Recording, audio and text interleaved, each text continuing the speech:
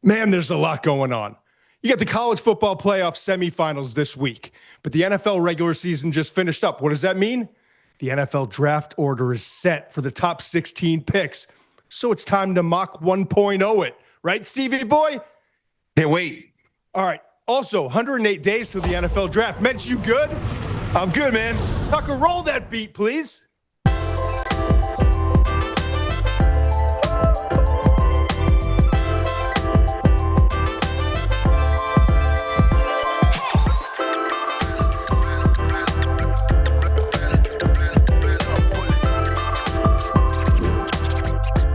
Markman and Mike Cambreri came to me one day at ESPN years ago, like a decade or so ago. You know, we should do a mock draft right after the draft order set. And then that wasn't enough. People got so starved they wanted to do it right after the end of the college football season. So we did one in December. But I always felt like this was the right time to do it. This is the first time that we officially have the draft order set. The McShay Show is presented by FanDuel. FanDuel's got it all. Same game parlays, quick bets for jumping in live, and your way so you can build the bet that fits your play. Plus, don't miss out on all the action during the rest of the college football playoffs. Download the FanDuel app or head to FanDuel.com/McShay to get started. Must be 21 and older and present in select states, or 18 and older and present in D.C., Kentucky, or Wyoming. Gambling problem? Call 1-800-GAMBLER or visit rg-help.com. Call 1-888-789-7777 or visit ccpg.org/chat in Connecticut. All right, breaking news. I'm jumping into our own show.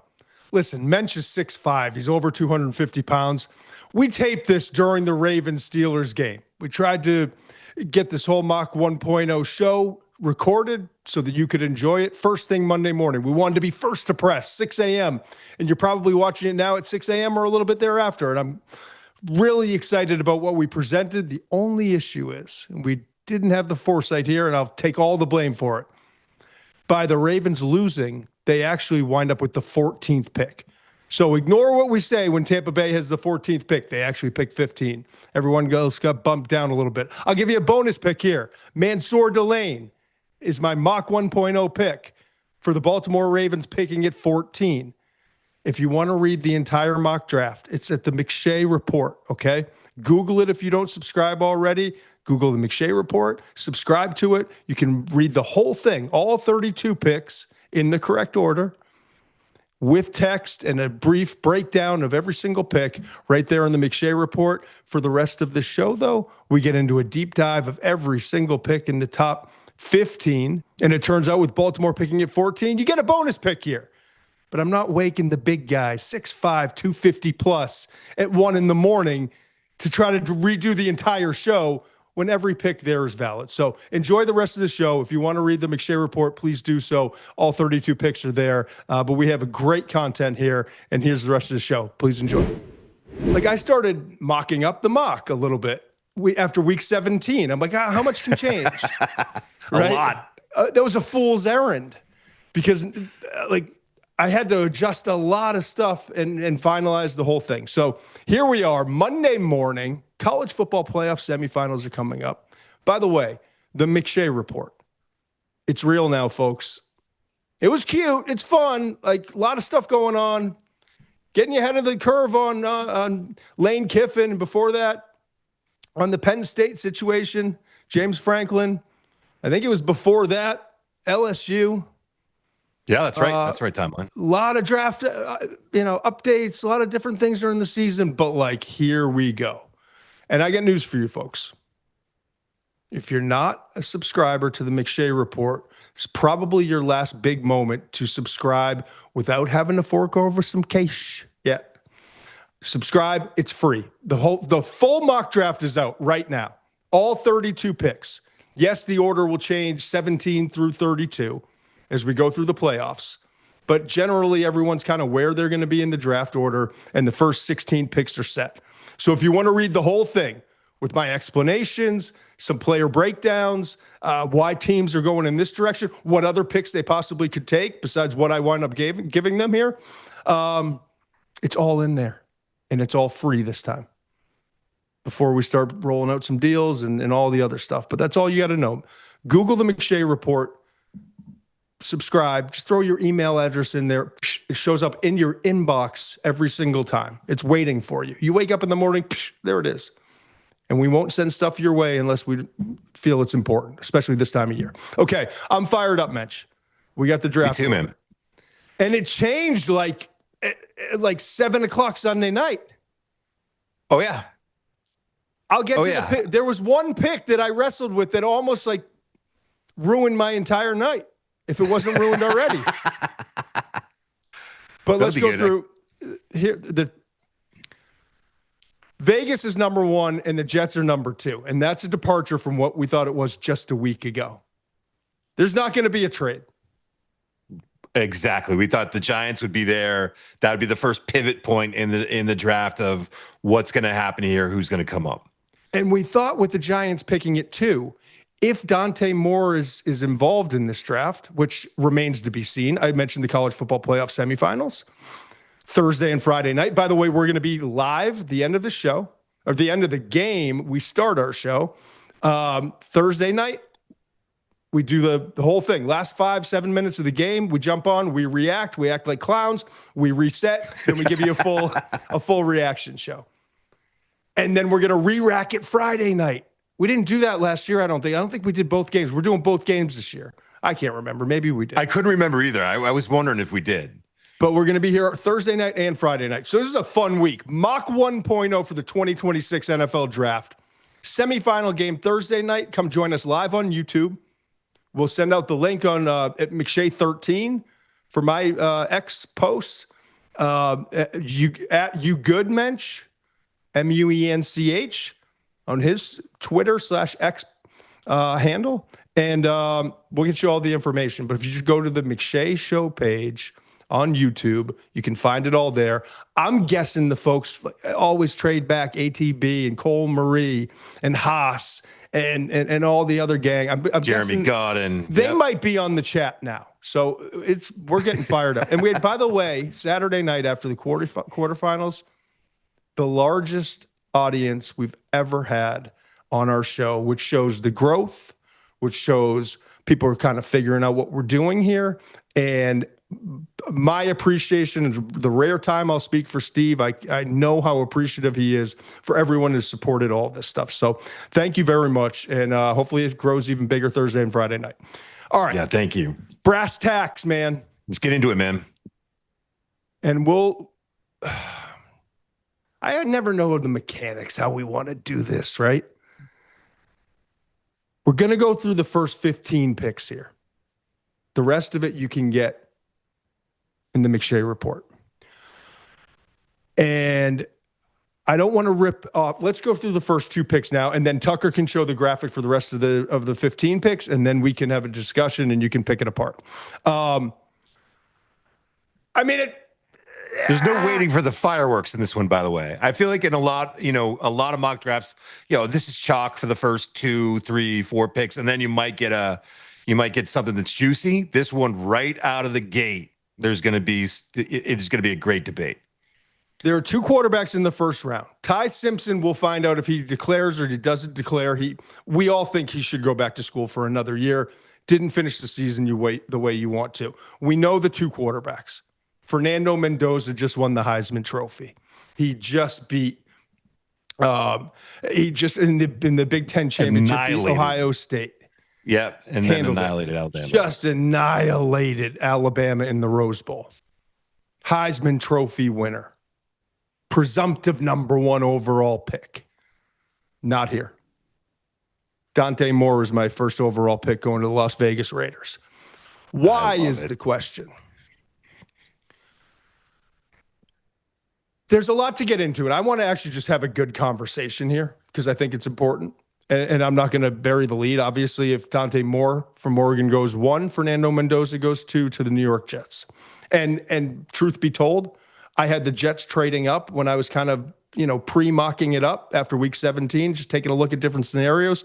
I thought the Jets are the most likely, with all the ammunition they have this year and next year, to make that move up wherever they were. Mm-hmm. They don't have to now. Works out well. It's great for them. Yeah, what wasn't It's great for them was getting their ass handed to them against Buffalo after getting their ass handed. They ran out of asses the last several weeks. Let's put it that way. This is good, though. This is in the long run. It's good that they don't have to give up all these. Now they could build without having to give up any of those assets because, I mean, they need everything. They need everything. So here's the conversation I want to have with you. And it's preliminary. We don't know if Dante Moore is going to be in this draft or not. And technically, Mendoza hasn't declared, but we all know he's going to be. Here's how I see it. If I had to go win a game in the NFL, or if you said my entire career and family's income was riding on, okay, scheme aside, same scheme neutral, one of these two quarterbacks has got to go win you the most games in one season as a rookie, who would it be? I would take Mendoza right now. Right now. I think Mendoza has grown exponentially off of the young man that I saw at Cal in 2024 on tape, cutting down on critical errors and turnover worthy type plays. And I'm talking the film study, not the whatever analytics you're looking at. I'm talking about putting the ball in harm's way. I think the best thing that happened to him in going to Indiana was that he got with a coach who's maniacal about the details, about the team, and how your decisions affect the whole team, not just one offensive drive, and what we're trying to do here, and the understanding of ball security and the importance of doing all the little things. And you matched up a person who's in Kurt Cignetti, who's just like wound as tight as like he's Nick Saban type tight in terms of the details and the process, with a young man who was kind of starved for that. He loves the details. He loves the process. He loves putting in the work. He's a nerd. Listen to his interviews. And I mean that like in the best possible way. Right. The things that matter so greatly in the NFL. And Peyton Manning's like fun and the fun commercial guy. And Brady's like the cool, I got all, private jets and all these awesome things and Art Basel. And at the end of the day, they are like insane nerds for the game of football. And that's a compliment. And Mendoza has a lot of those qualities. He's a young pup, but he's got those qualities. And so watching him this year prosper, it was the perfect marriage of a young man who was looking to be a sponge for all this stuff, and a proven coach at different levels, but proven now at the highest level, that has made a career. Google him on winning because of the details and the process. And so I love that about him. And I love 6'4", 6'5", whatever. We'll see what he is at the combine. I love 220. I love a guy who can run some. I love a guy who's got a lot of juice in the ball. And I love a guy who's tough as fucking nails, who takes that hit in the first game of Ohio State and bounces right back up, who takes 2 sacks in the first series at Alabama in the Rose Bowl, unconscious, right back up. I love the clutch moments. Oregon, Iowa, Penn State, all on the road. Ohio State, fourth down, or whatever it was, the down the field throw, late fourth quarter, down the right rail. I love all of it. So if the pick is Vegas takes Mendoza, I'm like, great, off and running, here we go. But here's the question that we need to discuss a lot between now and the draft, if Moore is in the draft. If you're building long-term and you have the infrastructure in place, and I don't know if the Raiders do, can Tom Brady help an organization with a general manager, with an owner? Can they get the right structure in place? And if Brady's big mission, football-wise, post-career, is to help young quarterbacks develop in the league, bring these guys in who he's gone on rants, Colin Cowherd, different places, about quarterbacks aren't being developed properly in college. They need to come in, they need to sit, they need to learn. And I don't know if Geno Smith would be the guy or somebody else would be the guy, but if you told me that you'd have a year like Patrick Mahomes had a year, to sit back and watch and learn and be a part of the whole process and figure all the things out.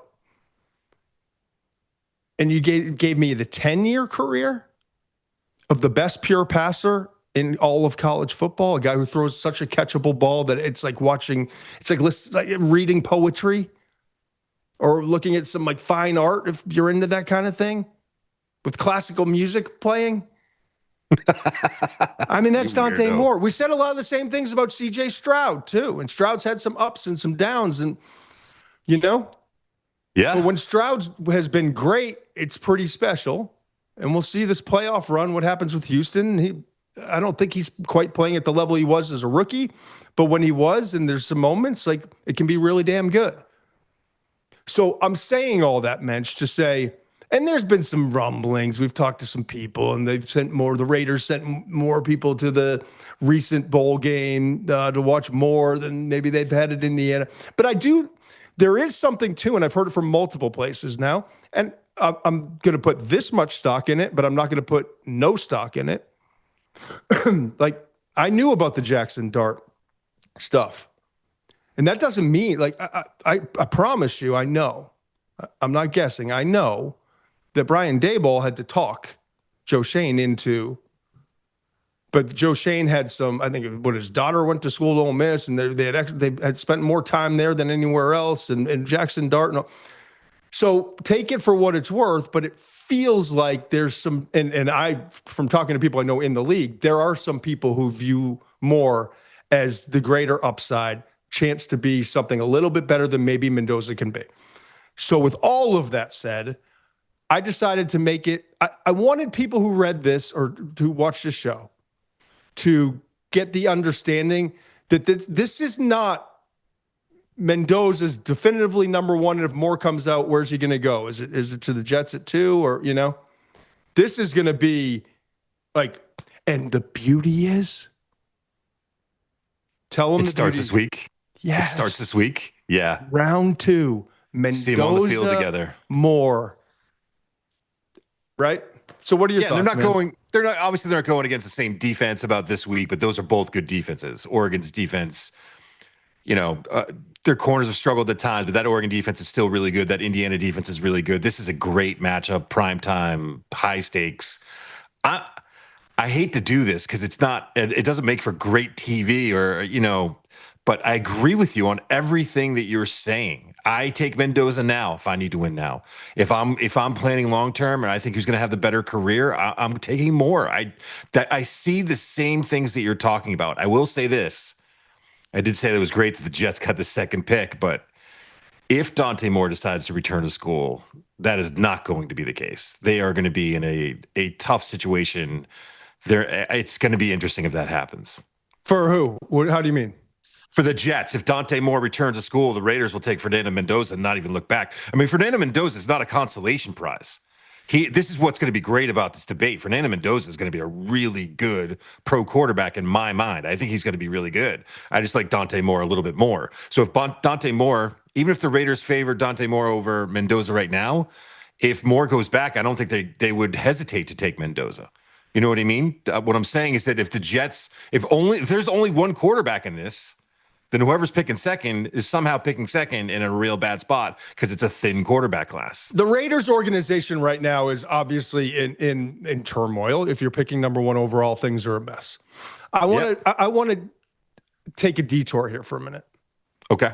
We've seen a lot of different stuff recently. NIL, transfer portal, more communication between the college and the NFL, player empowerment, and mostly in a good way, but also kind of signs towards maybe these young men who were, quote unquote, raised in football differently. They feel more empowered because they are more empowered. I'm going to throw this out there. I literally, as you were talking, just thought about this concept. Underclassmen, I mean, young men have agents up like almost in middle school now. If you're representing Dante Moore, for as with the Raiders, you have an organization steep in history with an owner whose father steep in the, like entrenched in the great history of the NFL, trying to do the right thing, misguided at times, brings in Tom Brady, who can be a source of like helping, although this first go round was not pretty. But how much did Tom, like, I feel like next year with a new coaching staff, as we all presume, Pete Carroll will be out and there will be a new staff. Would you or would you not, as the representation or the representative, the rep for Dante Moore, kind of reach out to the Raiders and say, hey, my client's trying to make a decision. We can live with going to 30 of the 32 teams. Maybe it's 31. I can't allow him to go to the New York Jets. And I realize in 2027, maybe he's the 7th pick or the 5th pick, or maybe he's the first overall pick and the Jets have all that ammo and they can get him there.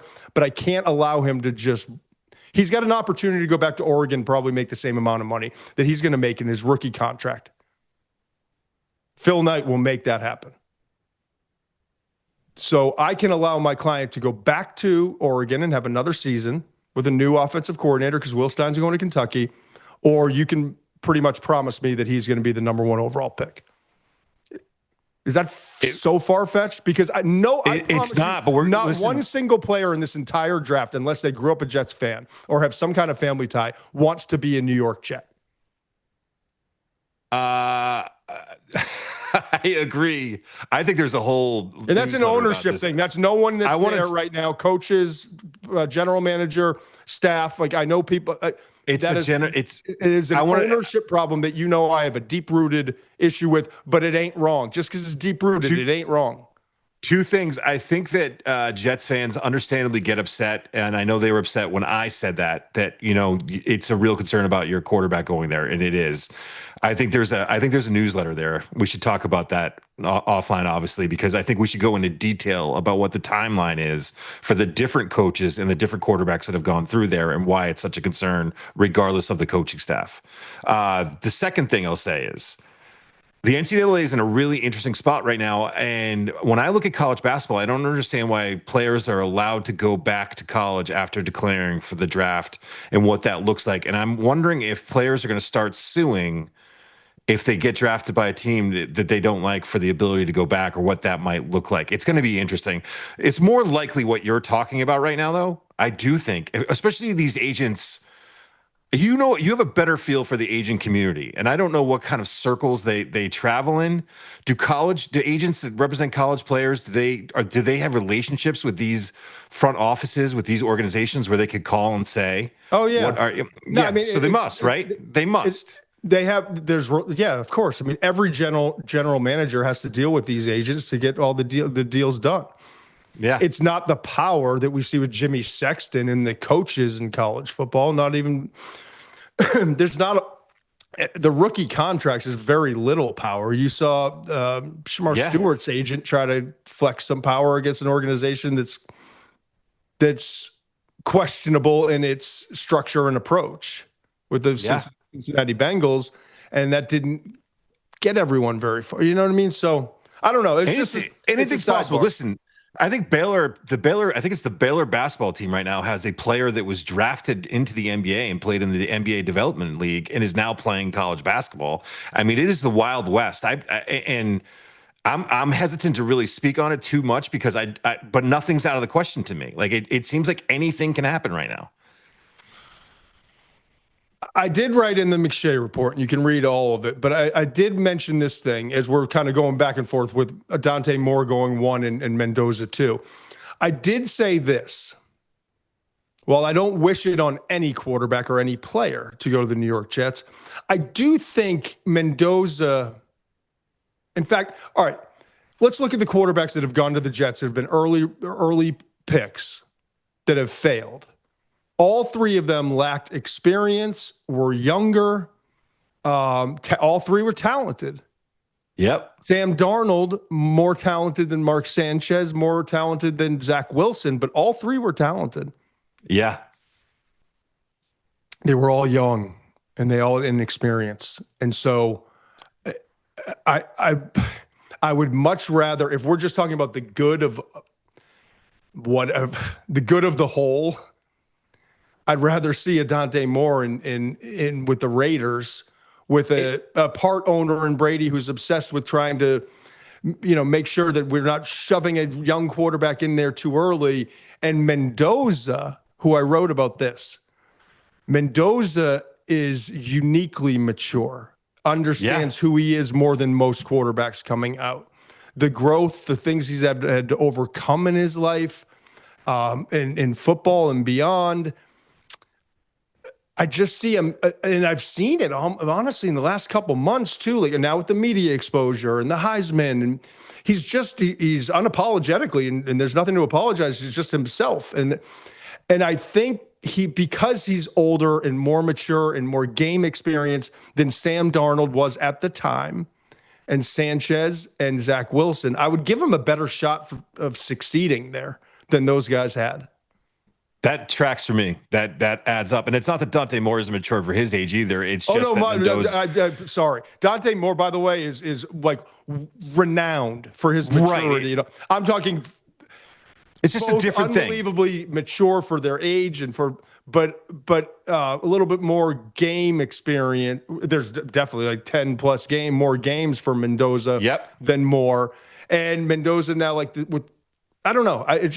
It feels like he's more football mature, football experience mature than Moore is at this point. But don't get that twisted at all. Like talk to anyone around Moore. He's a special dude in terms of maturity and the way he handles things and his poise and all of it. That's what's going to be interesting about this debate going forward. If they both come out, I guess, for the draft, is it's going to be a lot of nuanced conversations because they're both such high end prospects in my mind. Yeah. All right. Here's where it got. Now it gets really good here. I love it. Yeah, let's just go through pick 3 and then we can rattle off the rest. Okay. I had Arizona picking at 5. I'm just going to give you the mechanics. I promised transparency from October 22nd. 2024 is when we started the show. The very first thing I came out, I promised transparency because I've had to live behind these weird fake walls and for my whole TV life. The transparency is when I started kind of mocking this thing up, getting prepared to do it, and was Arizona's picking at 5. 5 or 6, actually. They might have been I think it was 5. And Jeremiyah Love's sitting there, the running back from Notre Dame, arguably most talented individual, like one of the top 2 or 3 most talented individuals in this entire draft. Some people might even have him as number 1 overall prospect if you throw out the position, but he's a running back and he's sitting at 5. And that felt a little rich, but I was like, it's okay. This is a class. And mind you, big picture, this class has a lot of talent. It's void of elite like the first 10 picks are not necessarily what you're dying to have for the top 10 picks. But so at 5, I felt a lot better. And then all of a sudden, at like 5 o'clock on Sunday, after the first game, the first set of the 1 o'clock games, Eastern time, Arizona's picking at 3. And I'm like, shit, am I going to put a running back at 3? So you changed the pick? No. I absolutely love you, and I love it. It's great. I mean, here's what I looked at. I'm like, all right, what does Arizona need? First of all, they need a quarterback. Let's not bury the lead. They're taking a quarterback, right? If their quarterback's there, they're taking a quarterback. Absolutely. But there isn't one there. Yes. In no world is there whether it's just Mendoza in this class or whether it's Mendoza and Moore, they're both gone. Unless, like, I'd be shocked if one of those two is available. And I love Ty Simpson, and I see his future, and you know how much I love Ty Simpson. But he's got to go back to school, and if he doesn't, I'm worried enough where I'm not taking him at 3 and moving on from Kyler Murray. But I think this organization's moving on. They've signaled, like, we're moving on from Kyler Murray. And so in this scenario, it's maybe another year with Jacoby Brissett, maybe draft one in the second, third round, maybe you hit on like a Garrett Nussmeier, or I don't know, or you try to trade back, but who's trying to trade up in a draft that I just told you doesn't have elite talent at the top? So now I'm looking at it and I'm saying, I don't want to take a running back. I don't care how good he is at 3, but Yeah, they need an offensive tackle, and they drafted Paris Johnson. They moved him from right to left tackle, and their two right tackles who did not play well this year, Beecham and Jonah Williams. Jonah Williams and Beecham, set to be free agents. Yeah. I love Francis Mauigoa, but he's a really good right tackle or a Pro Bowl guard, however you want to look at it. Am I taking a guy who might be a guard at 3? And how is that any different from taking a running back? You know what I mean? So I struggled with this one, man. What would you rationalize? What would you have done? I would have taken Spencer Fano, the tackle from Utah, because I think he's that good. I mean, you have him as your number 2 tackle, I'm guessing, on your board behind Mauigoa? I do. This is a mock draft. This isn't necessarily rankings. I have not. I get it. But I also, I'm talking to people, I don't know. I like Fano there. I know you do.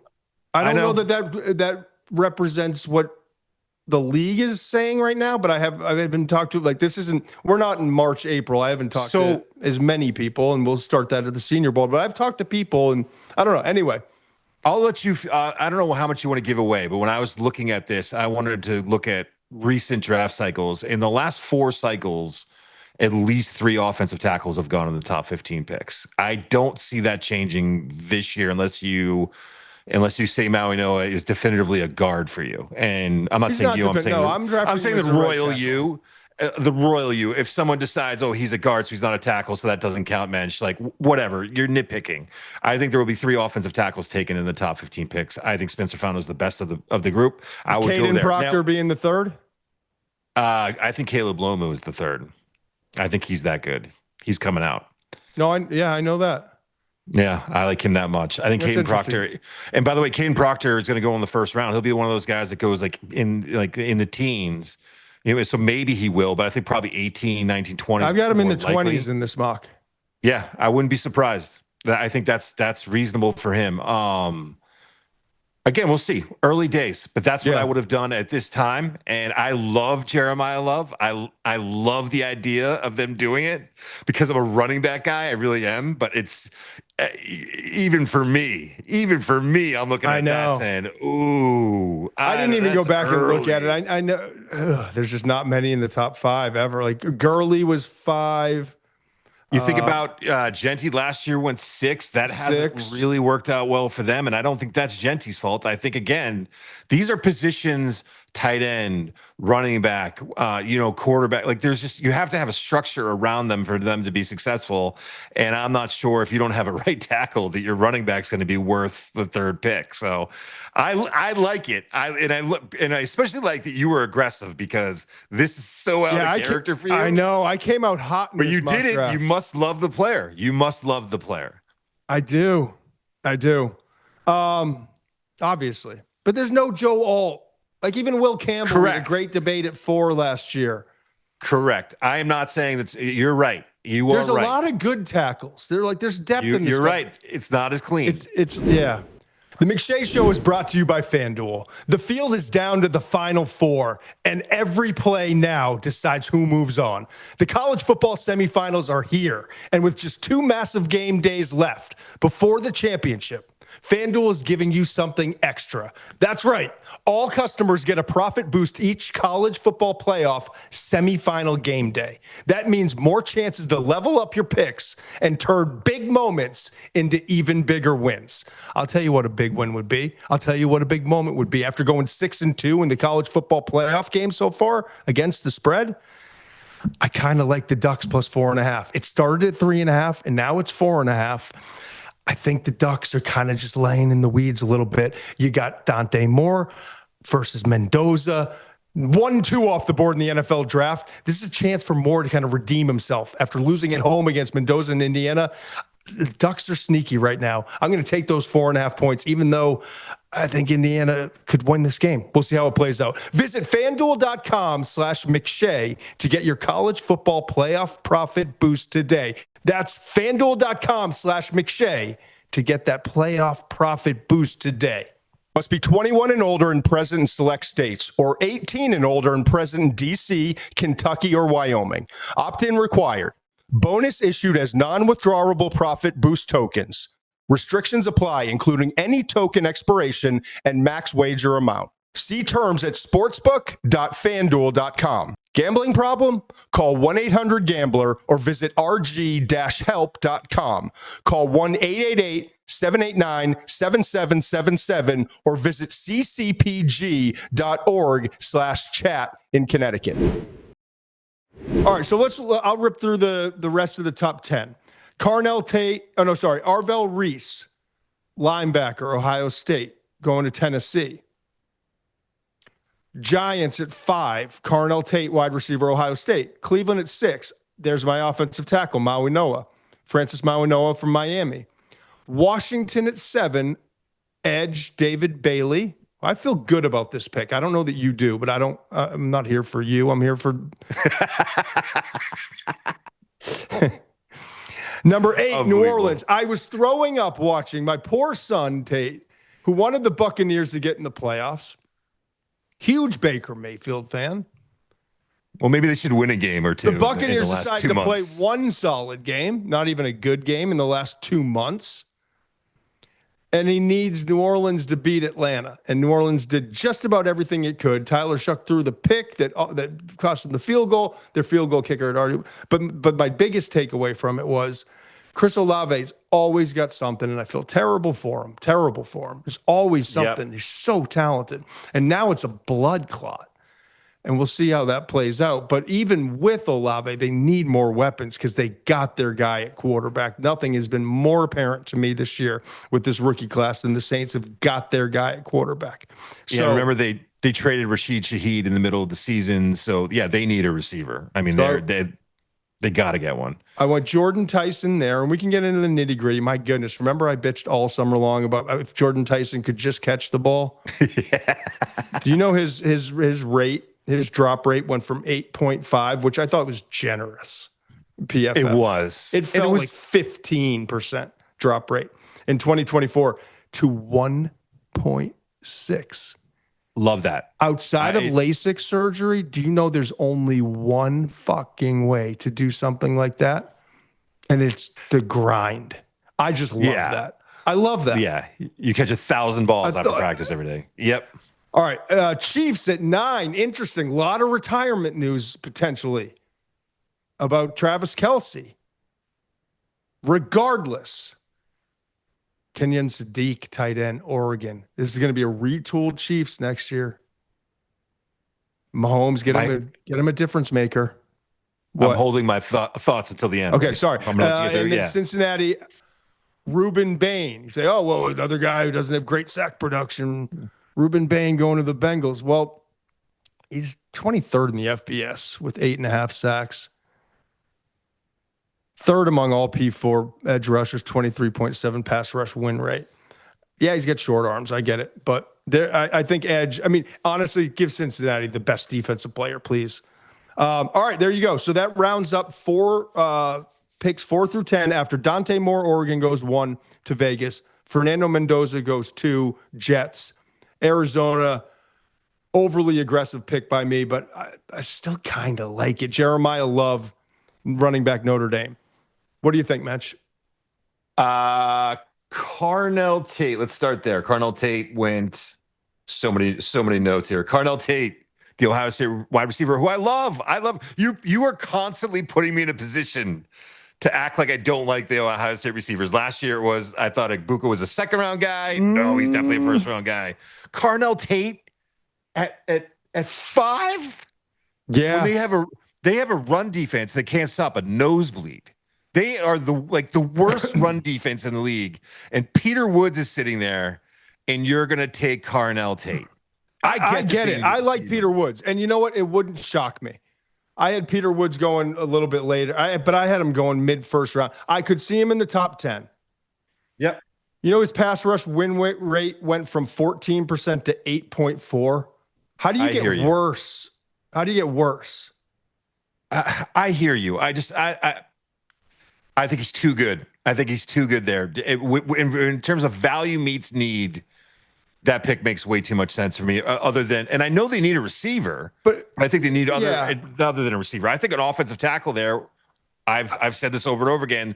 They have one of the best left tackles in the league. Get a right tackle because you have a young stud running back, and you have a quarterback who could be great if he stayed healthy. I could live with Mauigoa there. I could even live. I honestly, I could live. I actually like Peter Woods more than I think people in the league. I think you and I are kind of aligned. Like, he's still a top 10 prospect for me.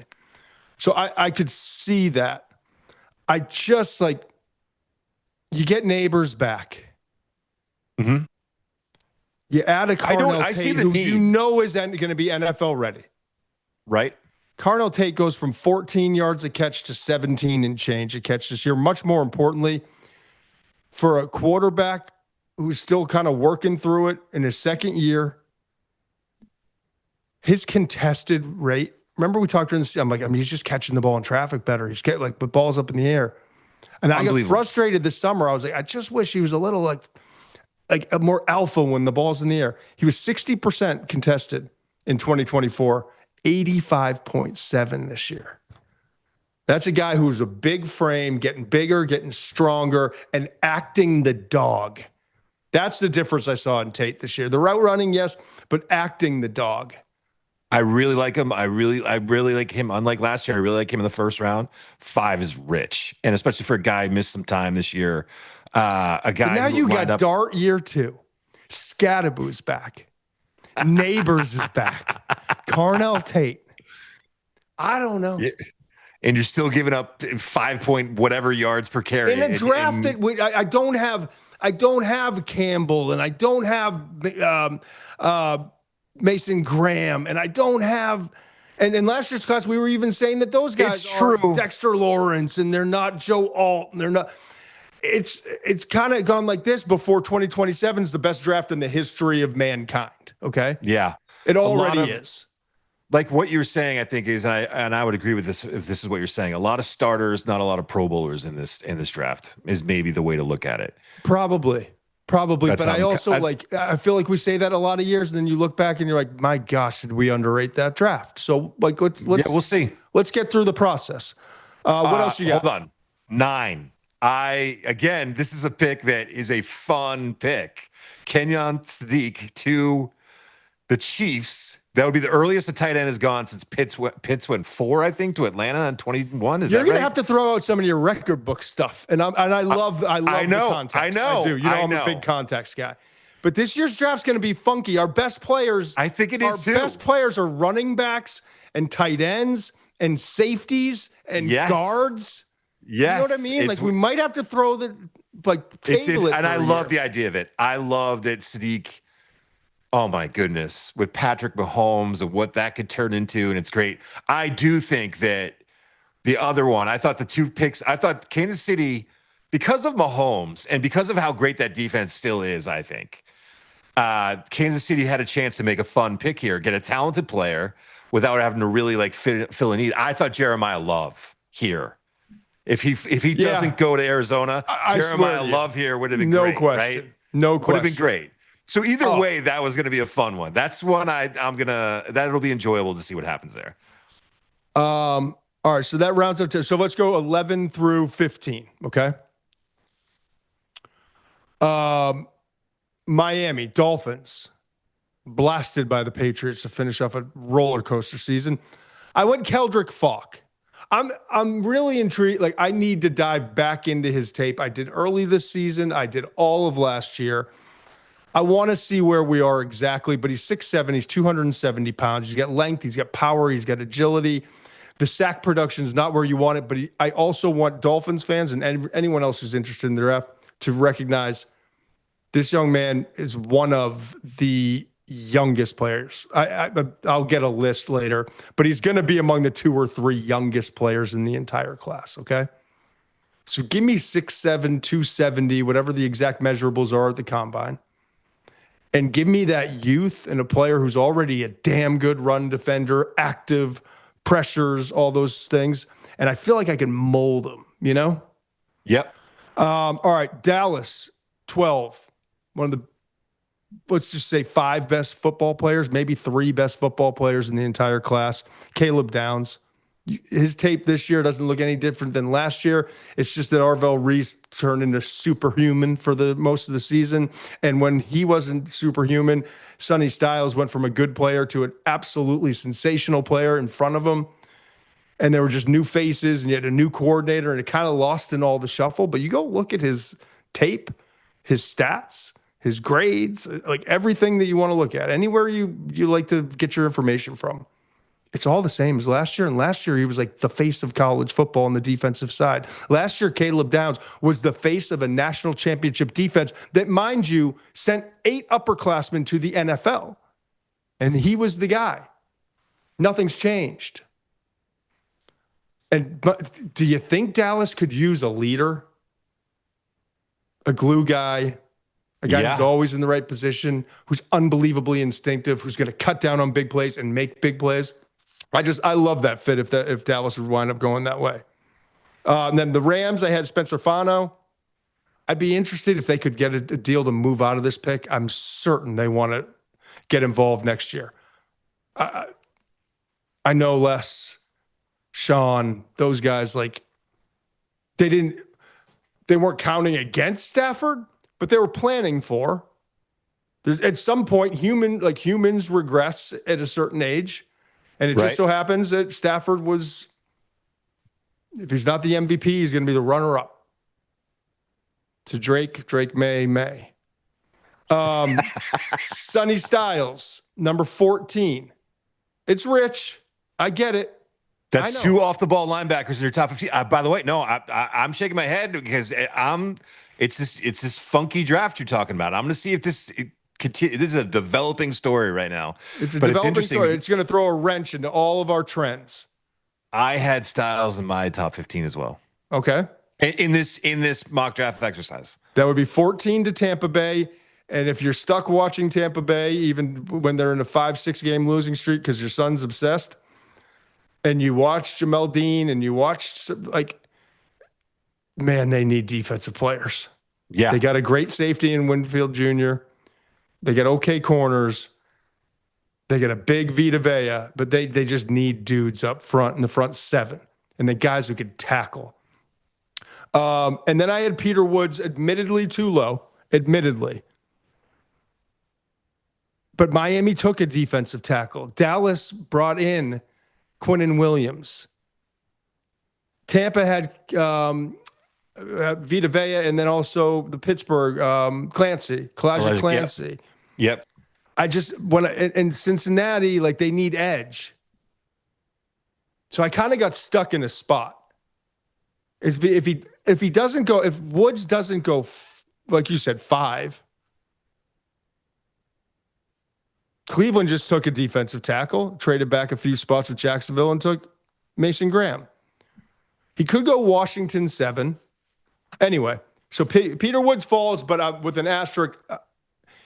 Mock 2.0, he will go higher. We'll get it sorted out. I believe.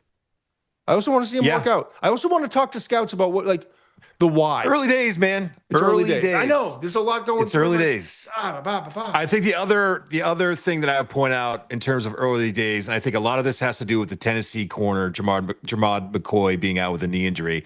I think some corners are going to be sneaking up into this top 15. They're going to Monsoor Delane from LSU.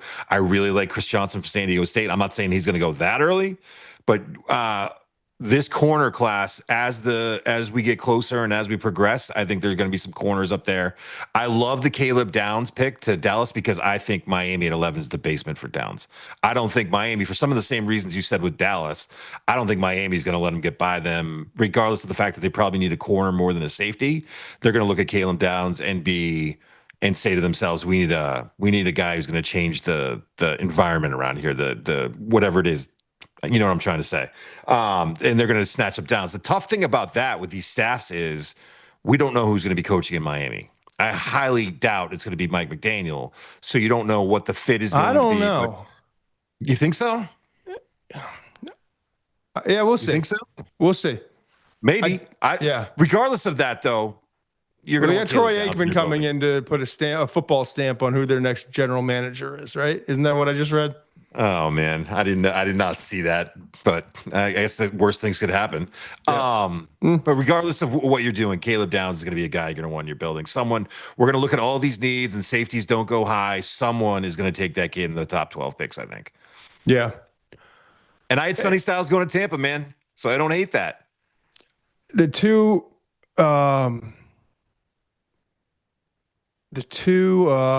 cornerbacks I had going shortly thereafter. I won't give it away. If you want to check out where they went, go to the McShay Report. Google it if you don't subscribe already. Get involved. It's going to be a fun few month ride. Anything else of note before we let the folks go? Get on with their week. We'll see you Thursday night. We'll see you Friday night. Come join us. Live shows, live reaction shows. The last 5-7 minutes of the game, we'll send out information as we get closer. But just count on us. It's going to be around 11 o'clock at night. You're watching the final 7 minutes of the game. Hop on, get involved in the chat, watch the game, and then we'll reset. We'll have Tucker play the music, and we'll give a full reaction, and then on we go. Good hour show, hour and a half show, whatever it takes. You see Riley Leonard today? Played pretty well. He played pretty well against the Texans, man. Had a 55-yard touchdown pass to Alec Pierce right out of the gate. He was put on a show.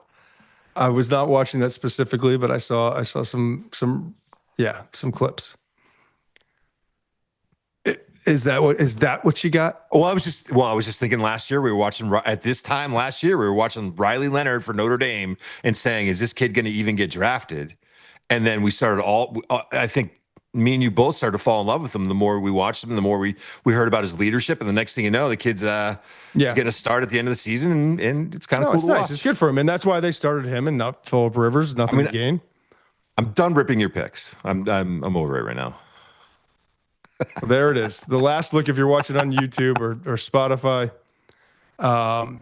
Dante Moore 1, Mendoza 2, Jeremiyah Love real rich at running back. But I'm good with it. Arvell, Reese, Ford, Tennessee, Carnell, Tate. I stand on that business there. The New York Giants. Then we've got Mauigoa, the first offensive lineman, coming from Miami, going to the Browns at 6. Washington takes David Bailey, top edge rusher in this class. Jordyn Tyson, wide receiver. There will be a debate. Is it Carnell Tate? Is it Jordyn Tyson? I think the injuries for Tyson, he's got to get a clean medical. He missed 14 or so games. Yeah. During his career, there was 14 of 38 games, knee, collarbone, hamstring. That's going to be a deal as we get closer. Kenyon Sadiq, a little rich for Muench. Muench wanted Jeremiyah Love down in Kansas City with Mahomes 2.0, whatever that looks like. Rueben Bain, edge going to the Bengals. Give him the best defensive player. Doesn't matter who it is. Keldric Faulk. I'm not sold yet on Faulk, but he's going to be in this range. Edge from Auburn, young man. One of the youngest in the draft, but my goodness, does he have a skill set that can be developed? Caleb Downs, you just mentioned, going to Dallas at 12. The Rams with that pick from Atlanta a year ago in the trade. Spencer Fano, Utah offensive tackle. Can plug him at the right tackle where he played in college. Sonny Styles, the linebacker from Ohio, the other linebacker from Ohio State, going 14 to the Bucs. And then the Jets with their traded pick for Sauce Gardner gets Peter Woods, defensive tackle from Clemson. I hope everyone enjoyed this. It's been a blast. Mock 1.0. Go to the McShay Report. Google it, McShay Report. Subscribe. We'll be back Thursday and Friday, as I mentioned 10 times in the show, because I'm just excited. And Muench, I got to be honest with you, it was 5 stars. Nice. Must be 21 plus and present in select states. For Kansas, in affiliation with Kansas Star Casino, or 18 plus and present in D.C., Kentucky, or Wyoming. Gambling problem?